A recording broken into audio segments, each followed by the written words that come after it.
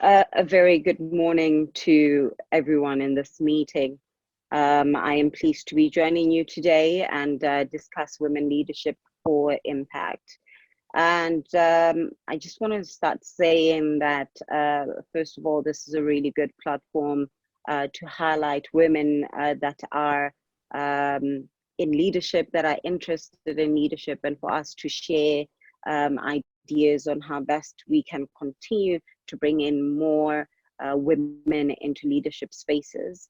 And I want to also highlight that in the recent past, we've had several women who have contributed significantly to our development and to the success of our countries and companies and organizations all around. And I want to give a note from the likes of Mabel Dav-Dankwa, who was a journalist, a political activist, and a feminist, and the very first African woman to be elected by popular vote in 1954. And it has been said that it was through her mobilization that we had His Excellency Kwame Nkrumah become the first president of the Republic of Ghana. And then from Madam Mabel Dav-Dankwa all the way to Asma Mahfouz, who's a modern day revolutionary who is credited with really sparking the January 2011 uprising in Egypt through a video blog post encouraging others to join in her protest in Tahrir Square. And these are just two of many women that have gone on to change the world as we know it. And we find ourselves in another crossroads with this corona COVID-19 crises. It gives us an opportunity to really also set our own paths and realize our consequential leadership and ensure that our footprints are felt. While we talk about women in leadership, many will argue that gender shouldn't have anything or a factor in whether or not a person can be a great leader, and that it should just basically be based on a person's leadership abilities, on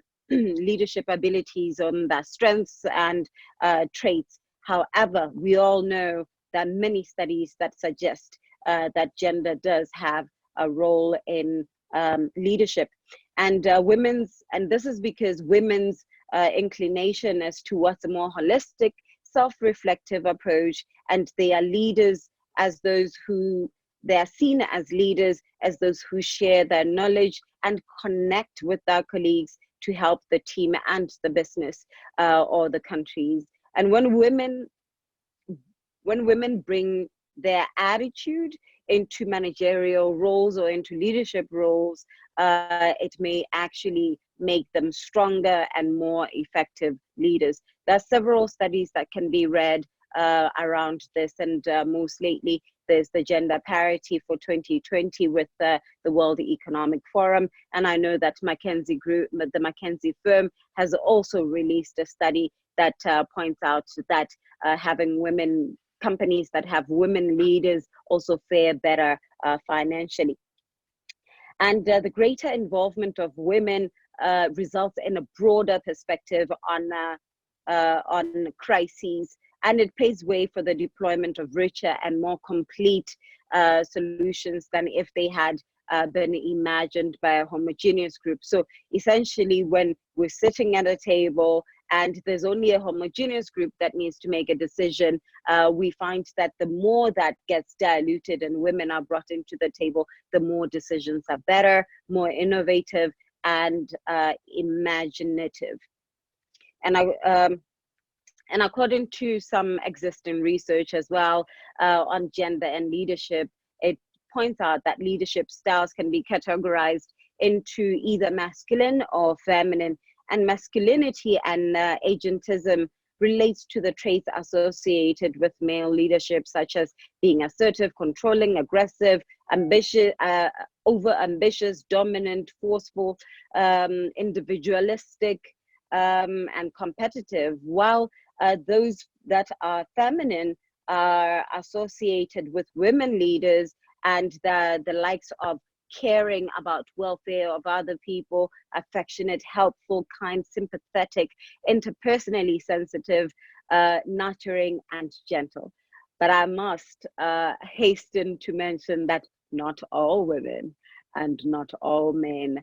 And that's because, not all women are allies to the gender parity movement, and some are okay with some of the policies that are generally seen as oppressive and patriarchal and keeping women from leadership roles, while there are also men that are very supportive of the gender parity movement and therefore become allies to us. We are actually seeing that there is a shift towards a more feminine leadership. And when I say feminine leadership, I'm not just talking about women in leadership, but the traits or the characteristics that are associated with feminine leadership that are more nurturing. And this is what we're seeing around the world. Many companies, many countries are shifting to that because we have become more aware of people's emotions, more aware of mental wellness, and these have been deemed this has been deemed to be a consequence of feminine leadership. And so, with that said, I think we can clearly say if the world is moving towards feminine leadership characteristics, then women certainly have an upper hand here and should definitely be jumping on board. Especially because women are perceived by their managers or quite broadly who they work with, particularly their male managers, to be slightly more effective than men at every hierarchical level and in virtually every functional area of various organizations. And this really speaks well to the competency of women. And still, unfortunately, in SADC, only 3 countries have over 30% of women in economic decision making. And so we have to ask ourselves, why is this so? When data points to that having women in leadership, first, data points to that women are competent, and second, that having women in leadership generates at a board table more innovative and imaginative solutions, but also that they are also it also makes economic and financial reasoning.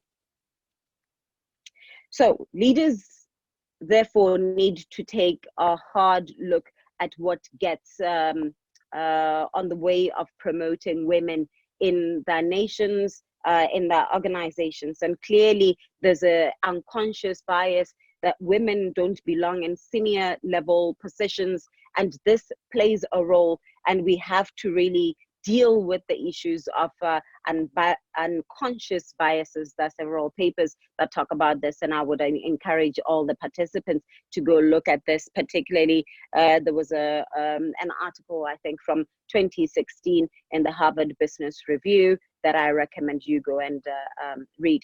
And therefore, it's imperative that organizations change the way that they make hiring, or nations change the way that they select political leaders, and how promotion decisions or electing decisions are being made to ensure that eligible women are given serious consideration, and they're not just being brought in or being put down by various petty issues that we see in many freedom squares. While I say that the world is moving towards a more feminine leadership, which therefore means opportunities for women in leadership are also opening up, I need to also talk about the fact that these cultural and broad biases have been there for centuries and will certainly not go away quite easily. And these stereotypes will die quite slowly. So we therefore need to be more proactive in getting more women in leadership. It needs to be an active decision that we want to get more women in leadership. And in order to do so, we need to create an enabling environment, starting by how we lead, an enabling environment that will allow women leaders to exert those characteristics that I mentioned earlier. Because if otherwise you're just put in a box and have to act much tougher, have to act like a man, then those qualities will not come out, and we will not see the benefit to organizations and to governance as we expect. And so, to give you some homework, something to think about as we want to create a more enabling environment for including women in leadership. We really just need to start them young. We need to start offering mentorship to those in schools. We need to start offering mentorships and sponsoring schools, particularly for young girls. We need to offer career guidance based on the future skills that will be needed. And if we get young women to go into learning those skills for the future, then we will ensure that we will not have a shortage as the industries grow. And we need to create very clear succession planning, creating a pipeline, introducing graduate programs that can identify those with potential and mentor them. And we need to walk the talk. We need to walk the talk in such seminars as these, conferences of empowerment. We should practice what we preach, ensure that we are building policies that are inclusive and that recognize women's abilities.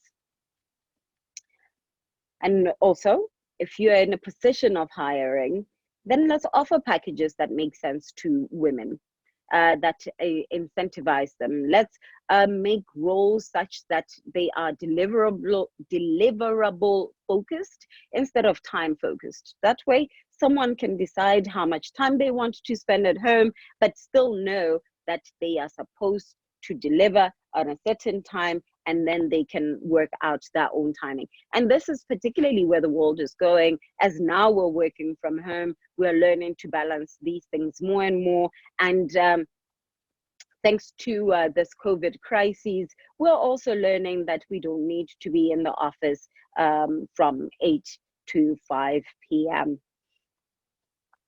So like I mentioned earlier, we need to deal with those unconscious biases. And in order to deal with those, we should ask ourselves two questions. One, are we succumbing to unconscious bias? And two, are we automatically giving the nod to a man where there's an equally or even more competent woman? And lastly, ask yourself, are you a multiplier or a diminisher of the gender parity movement? Are you a multiplier bringing in more, or are you a diminisher feeling like you just need to be the only one that takes up the space? And I should note here that we are no longer in times, or gone should be the times, of female antagonism between each other, because that is a mentality of scarcity, of coming from a place of limited opportunities and positions, believing that they can only be one at the top. And I want to say, we can continue to create space. Once you have space, you can create more, and another person can own their space. So it shouldn't be a competition, because if it does become an issue of I can only be one, then we are preaching on tokenism. We need to also build a sister and empowerment accountability that checks progress that you have made. And with that, in conclusion, our fight is for women leadership is based on consequential leadership, for women leaders who want to make a world-changing difference, for women leaders who want to create impact. Thank you very much, and enjoy the rest of this conference.